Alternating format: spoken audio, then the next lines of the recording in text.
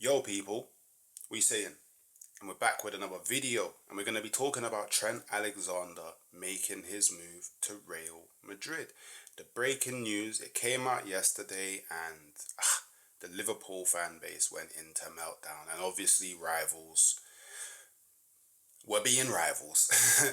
But I've come here today to kind of give my 2 cents on the whole scenario. Hey, it's me, half-time hooks, Hokage of the village, and I've been doing a bit of digging, and 52.5% of you that watch me aren't subscribed to the village, yeah? So how's about you click that subscribe button, help the village grow, help us hit our targets, and enjoy the wonderful time that we share here together. Hope to see you soon. Peace. So, from what I understand, Trent Alexander Arnold, his contract up at the end of the year, and Liverpool have been working on trying to get him an extension. I've heard rumours floating about of apparently they offered him somewhere in the region of 325,000 a year. Now, turns out Trent Alexander Arnold turned that down. So the first thing I wanna kind of talk about just on that is I think that is a lot of money that Liverpool forked out to give to Trent.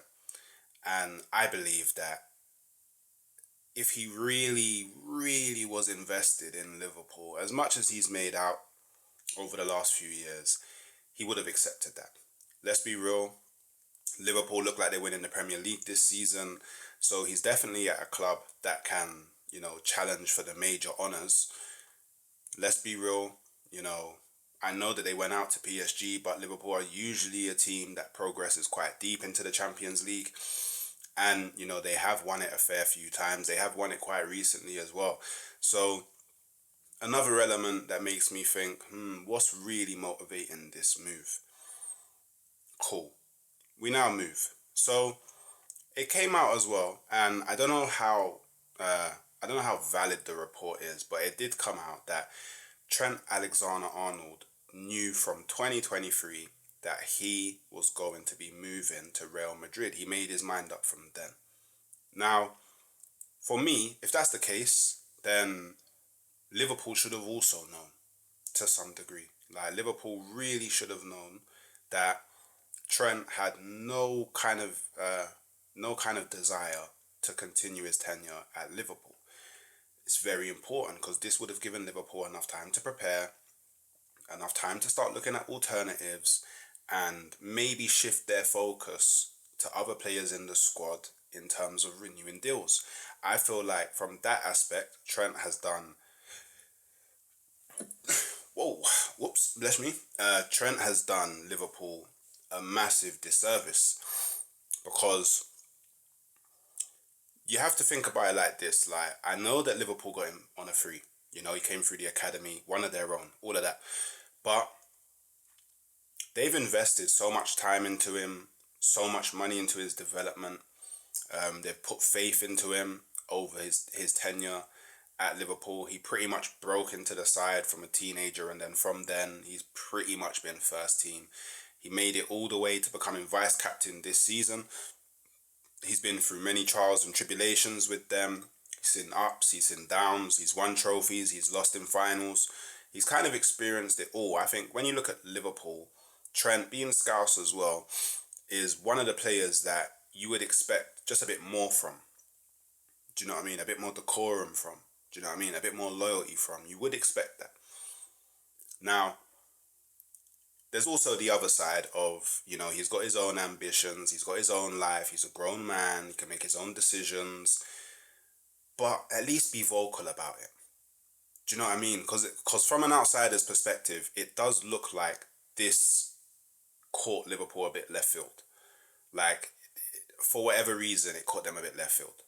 It at least seems that way. I might be wrong, but it does seem like it caught Liverpool off guard. I know that there was talk around the way of like everyone was out of the three, Van Dijk, Salah and Trent. Everyone kind of resigned it to the fact that Trent was the one that was 100% going to be leaving Liverpool. But that's from a fan's perspective. That's from an outsider's perspective. That's from a theory crafting of the couch sitting football fans' perspective. I don't think that that was the tone that was around the Liverpool camp. And I mean, do you know what? We don't actually know. Maybe it was. Who knows? None of us are inside Liverpool. None of us are in the back room. None of us know about the conversations behind closed doors. None of us know about the relationships, whether they've broken down or anything like that. We don't know anything. But it's sad. It's sad. I really wanna troll about this one, but I feel like it's not really the right time or place, because I all I'm thinking about is how would I feel if Bukayo Saka did something similar. How would I feel? And I'd be distraught. I'd be upset. I won't lie, because I just feel like as a fan, when it's a player that comes through your academy, one of your own, it's just different. It feels different. Like, you have like a different type of connection with the player. Like, especially if like they're local as well. Like, you know, them ones where, you know, maybe not so much now because he's famous, and if he was just to walk about the street, he wouldn't be able to do anything. But maybe when he was younger, like, I don't know, you may go to the shopping center, you may see him there. Like, you may be walking down the road, you may see him riding his bike. Like, you can feel their presence in the city because they are just local. Like, they grew up there, they lived there, and it's only really until they hit a certain level of fame that there's kind of like that that kind of disconnect between, you know, the regular human that lives in an area and the superstar. Do you know what I mean? For lack of a better word. But it is a shame. It is a shame. And before I get into like Trent as a player, the one last bit that I want to kind of talk about is this is a massive L on FSG. A massive L on FSG. Because, okay, maybe not directly, I would say indirectly, because I doubt, like, you know, the owners of the club are not the ones that like handle contract extensions and all of that stuff, but they hire in the people that handle that stuff. And there's definitely a bit of incompetence around the place, because how have they let Trent's contract run down this low? And it's not just Trent. They're in a similar scenario with Mo Salah. They're in a similar scenario with Virgil van Dijk. And they will soon be approaching a very similar scenario with Ibu Konate and Alisson Becker. Yeah. Now, give or take Konate, they have hired in people that have allowed, you would argue, all of Liverpool's world-class players to run down their contract to such a point where Liverpool don't have the upper hand anymore. Liverpool don't have the upper hand. The upper hand is definitely with the players. That's a very bad position to be in, because they have all the negotiating power now. And then on top of that, Michael Edwards and Richard Hughes not being able to, in last summer, really hammer this down, iron it out. They've now put themselves in a scenario where, cool, Trent has rejected, Liverpool's offer, accepted, or on the way to accepting Real Madrid's offer. So now Virgil van Dijk and Salah are going to be looking at it like, okay, cool. Because if I know that you offered them 325k, they know that you offered them 325k. So now they probably, well, assumption, because they may not be this way inclined. They're going, okay, so Trent's not staying. That's 325k. You can bump up my offer now, no? There's more money in the bank to add on to my contract, which now makes the negotiations a lot harder. And I feel like Liverpool as an institution were trying to avoid two scenarios. One of those scenarios is the scenario that we see now, where one of the three rejects an offer, breaks down in the public as well. And then the other scenario is all of the players, their contracts not being delivered over the line at the same time. Because, if, for example, let's do this. For example, Trent accepted an offer. Let's just say, figuratively speaking, 350k. Let's say he accept that. Cool. Now, Virgil van Dijk may go, okay, they gave him 350k, but they was only offering me 320. But I think I'm way more important to the team than Trent. I'm the captain. He surely must know he's definitely the greatest defender in the world. I should definitely be getting more.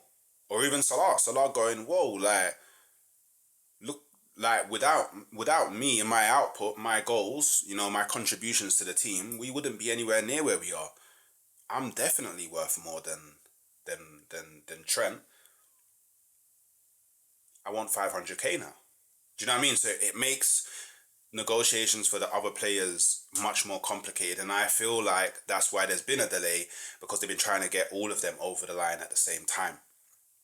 In hindsight, we can probably look back and be like, maybe that was the wrong move. Do you know what I mean? Everyone's way more intelligent with hindsight, innit? But it's a very peak scenario that Liverpool are now in. Now, finally, just to touch upon the player. Well, I say finally, I'm going to touch upon the player. Pause. Definitely pause. And I'll talk a bit about how I think it could potentially impact Liverpool going forward. Trent Alexander Arnold is a generational right back. You could even argue the generational right back. There is not another right back in football, world football, that brings to the table what Trent brings. I know that he's not the greatest from a defensive perspective, but even this season, under Arne Slot, he's improved massively from a defensive perspective. So Trent improving defensively makes him even more of a generational player, because going forward, there's not another player defensively that offers what he offers. He's literally Kevin De Bruyne at right back. Wherever you want the ball, it goes. He's got the eye. He's got the vision. He's got the ability to execute what he sees on the pitch. He's a set-piece specialist. Scores from free kicks. I'll be real, it's hard to even find players that are free kick specialists, let alone one that plays right back. He's an England international. I'm pretty sure when he's fit again, he probably goes straight into right back. Maybe there's a conversation with Reece James back in the fray now, but Reece James has injury issues. Again, something that Trent doesn't really have. He's rarely injured. I know he's had a few injuries over the years he's been at Liverpool, but nothing really major, and it's not really recurrent. So he's also pretty calm from an injury fitness perspective. And I don't know. I don't personally think I don't think he's really a leader, but I think because he's a Scouse, he could have been a leader at Liverpool. Do you get what I mean? So yeah, it's not even that he's gonna be hard to replace. You can't replace him. So I think going forward now, the impact on Liverpool, in the summer, Arne Slot is gonna have to sit down with Michael Edwards and Richard Hughes, and they're gonna have to go, cool. We're gonna have to look at a different profile of right back. It's gonna have to complement my system in a different way. We're just gonna have to go in a different direction. I know that there's been loose links to the likes of Frimpong. I don't think Frimpong is a right back. I think he's more of a right winger. He has similar issues to Trent when it comes to defensively, but he's nowhere near as good going forward to have the same or similar defensive deficiencies. Outside of that, I can't really think of another.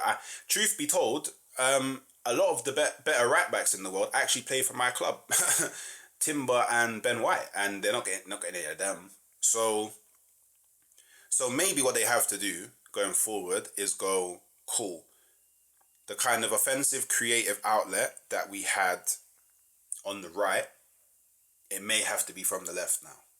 And on the right, we look at a more traditional right back. Do you know what I mean? Because I know they've been heavily linked to Kirkez. Probably that's something that they will get over the line, but we'll see. Who knows what happens in the summer. So Kirkez can offer that kind of creative offensive outlet that Trent was offering from the right. Again, I don't think it's as good, but it's good enough. It's definitely good enough. And this is really going to shake up, Liverpool's rebuild. Like, to now know they have to go in, that's a position that they have to feel is stress, is worries. So, look, obviously we have to see what happens with the other guys' contracts.